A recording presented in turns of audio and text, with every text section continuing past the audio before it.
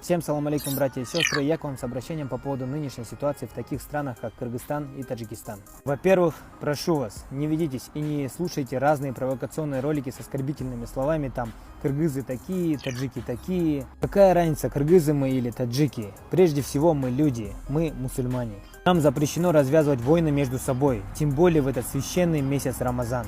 Что бы ни было, призываю всех решить эту проблему максимально смиренно и с терпением.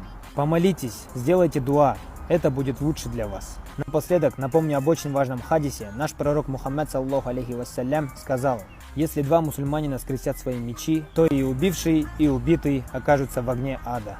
Всем мира, давайте распространим это видео, чтобы все увидели и услышали это обращение. Ассаляму алейкум ва рахматуллахи ва баракатух.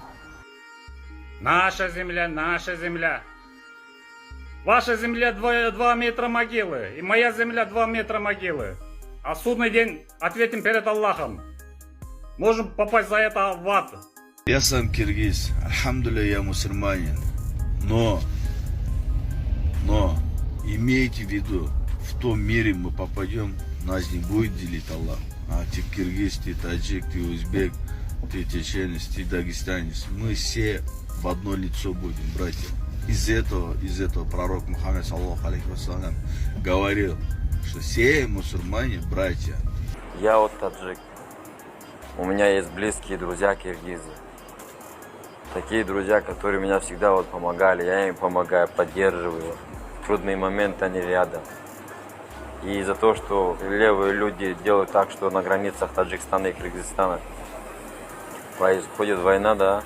Из-за этого я должен со своими близкими, со своими друзьями, я должен воевать, что ли, или грубить им.